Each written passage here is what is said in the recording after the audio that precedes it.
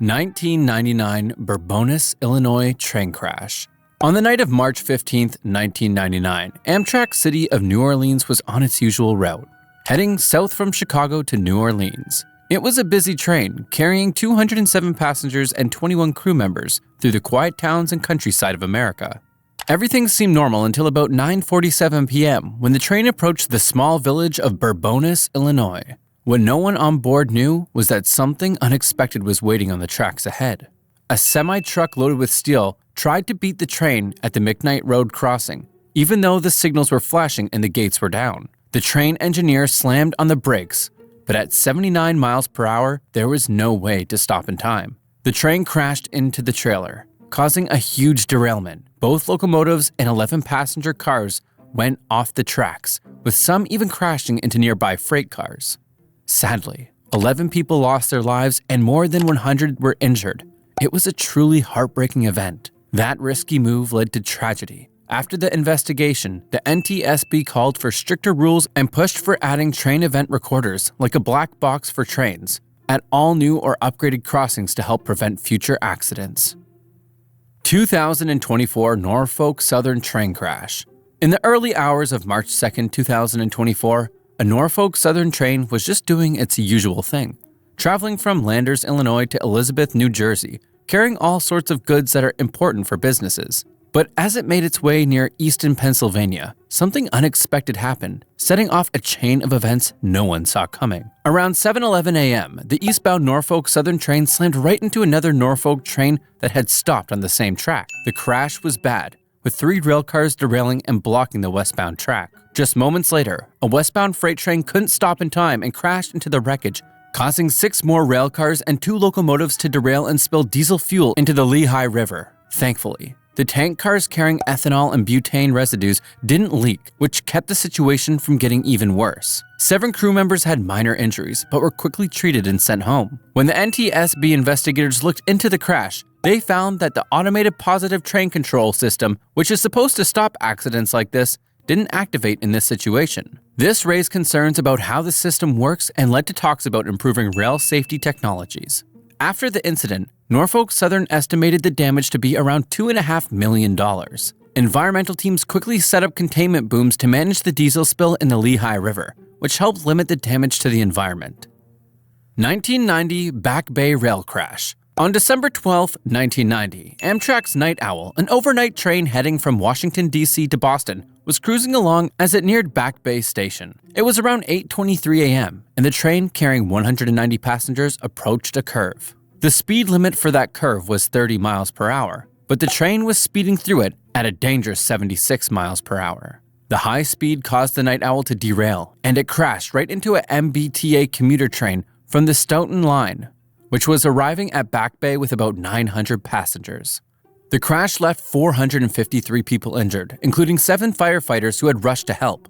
Amazingly though, no one lost their life in this awful accident. It was so intense that it destroyed 3 locomotives and several passenger cars, causing major damage to the tunnel and Back Bay Station, which ended up being closed for 6 days. All in all, the total damage was around $14 million. When the NTSB investigated, they discovered that an apprentice engineer was driving the Night Owl, and the supervisor had a history of safety issues. The train was speeding to make up for delays, and the crew didn't follow speed limits. Amtrak also got called out for not properly training or supervising their engineers. After this incident, Amtrak revamped training and added warning systems to enforce speed limits, aiming to prevent future accidents. 1943 Frankford Junction Rail Crash. It was September 6, 1943, and the Pennsylvania Railroad's pride, the Congressional Limited, was speeding from Washington, D.C. to New York City. On board were 541 passengers, many of them servicemen taking a much-needed break during a Labor Day weekend. Everything seemed fine as the train approached Frankford Junction in Philadelphia around 6:12 p.m. But then, out of nowhere, a journal box, a part that keeps the axle running smoothly, overheated and caught fire. The fire caused the axle to fail completely, and in an instant, 8 of the train's 16 cars flew off the tracks in a horrifying crash. The scene was devastating. 79 people lost their lives and 117 others were injured. Rescue crews worked tirelessly for hours, trying to pull survivors and victims from the twisted wreckage. It was a moment of sheer chaos and heartbreak that no one could have prepared for. Investigations pinpointed the overheated journal box as the primary cause. Such hot boxes were notorious hazards, as they could lead to axle failures if undetected. In this instance, the issue went unnoticed until it was too late. After this disaster, there were big improvements in the technology used to detect equipment problems before they could lead to something so devastating. 1950 Kew Gardens Rail Crash. It was the evening rush on November 22, 1950, and a packed Long Island Railroad commuter train just left Pennsylvania Station in Manhattan, heading for Hempstead. With about 1,000 passengers on board, it was supposed to make its first stop at Jamaica Station. As the train neared the Kew Gardens Station in Queens, the engineer spotted a go slow signal and hit the brakes. But something went wrong. Instead of slowing down as expected, the brakes malfunctioned, and the train came to an abrupt, unplanned stop right there on the tracks. That unexpected halt set the stage for what would become a devastating tragedy. Not long after, another train heading to Babylon with 1,200 passengers got the wrong signal. The engineer thought it was clear to go and picked up speed. Then, at 6:29 p.m., it slammed into the back of the stopped Hempstead train at about 30 miles an hour. The crash was brutal. The last car of the Hempstead train was ripped open, and the front car of the Babylon train smashed into it so hard the roof shot 15 feet into the air. The aftermath was heartbreaking. 78 people lost their lives, and 363 others were injured. It remains the deadliest accident in LIRR history, a devastating reminder of how quickly a moment of miscommunication can turn into tragedy. When investigators looked into what went wrong, they discovered it was all down to human error. The Babylon train's engineer ignored caution signals, and the Hempstead train's brakeman didn't do enough to warn others.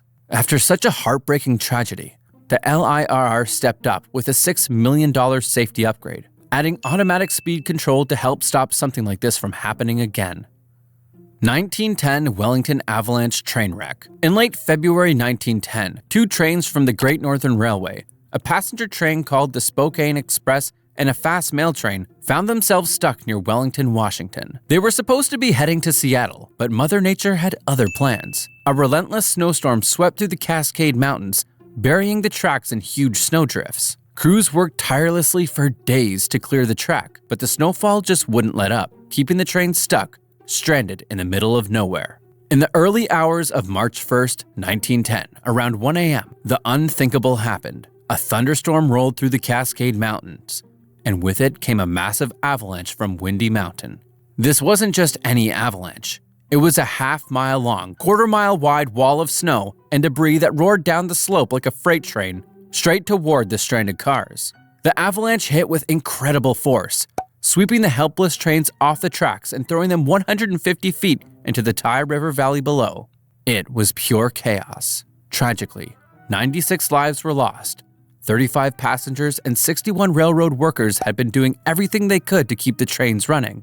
Somehow, 23 people survived, pulled from their wreckage by rescue crews who risked everything to save them. After the disaster, investigators found that a forest fire had destroyed the trees above Wellington, leaving nothing to stop the avalanche. To make sure something like this never happened again, the Great Northern Railway built huge concrete snowsheds to protect the tracks. They also renamed the town Tye, a quiet way of moving on while still remembering those who lost their lives.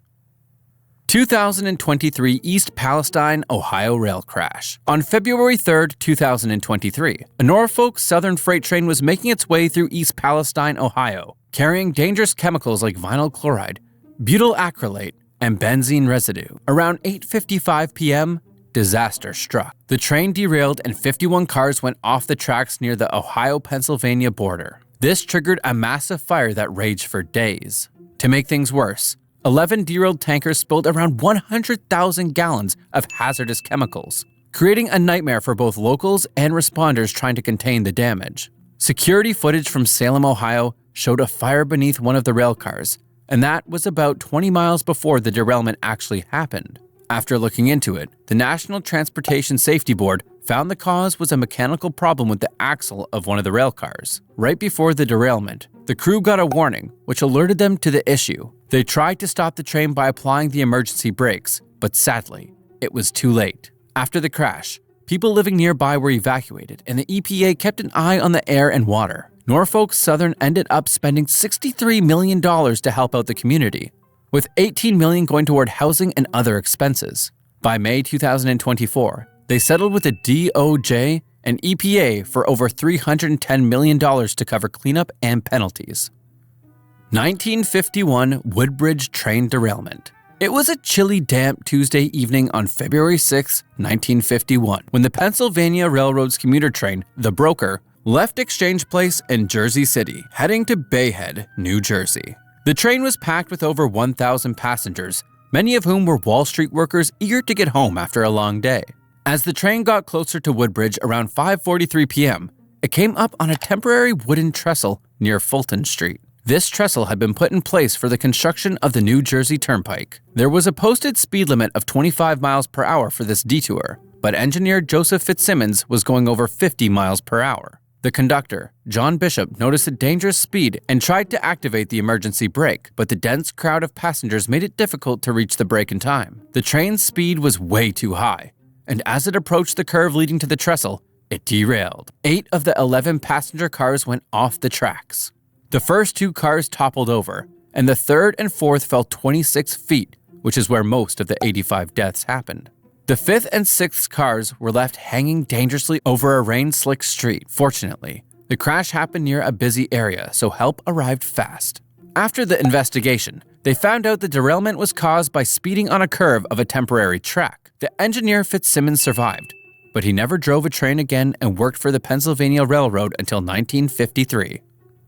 1916 Summer Street Bridge Rail Crash. On the evening of November 7, 1916, Boston was buzzing with commuters heading home. Streetcar number 393, run by the Boston Elevated Railway, left City Point at 5:13 p.m., crowded with around 60 passengers. The streetcar was headed down Summer Street, which included crossing the Summer Street Bridge, a drawbridge over the Fort Point Channel. As the streetcar neared the bridge, it was open to let a ship through, leaving a gap in the tracks. Motorman Gerald Walsh didn't see the stop sign at Melcher Street or the open bridge ahead. Even though he tried to brake, the streetcar crashed through metal gates and plunged into the 30-foot deep waters of Fort Point Channel at around 5:25 p.m. The overcrowded car sank quickly. Walsh, conductor George McKeon, and around 15 passengers managed to escape, but tragically, 46 passengers drowned, many of them trapped inside the submerged streetcar. Rescue teams quickly sprang into action, with divers working through the wreckage to recover bodies. By 3:30 a.m. the next day, the streetcar was pulled out of the channel. Boston's Public Service Commission later found that Walsh was to blame for not stopping at the posted sign. However, they noted that many of these signs were hard to spot, and some bridges didn't have them at all. In October 1917, Walsh was tried for manslaughter but was acquitted. He never drove a streetcar again and passed away around 1932. Conductor McKeon sadly died in combat in France in July 1918. 1995 Fox River Grove bus train collision. On October 25, 1995, a school bus filled with 35 students from Cary Grove High School in Illinois was on its way to school. As the bus crossed the railroad tracks in Fox River Grove, it stopped at a red light, but accidentally left the back of the bus sticking onto the tracks. At 7:10 a.m., Metra train number 624, speeding at about 50 miles per hour, crashed into the rear of the bus. The force of the collision was horrifying. The bus's body separated from its frame, resulting in the tragic deaths of 7 students and injuring 24 others. The National Transportation Safety Board stepped in to investigate the crash. They found that the way the railroad crossing was set up near the traffic light created a dangerous situation. The bus driver didn't realize the bus was partially on the tracks because there wasn't enough space between the crossing and the intersection. On top of that, the timing between the traffic lights and the railroad signals wasn't right, so there wasn't enough warning about the oncoming train.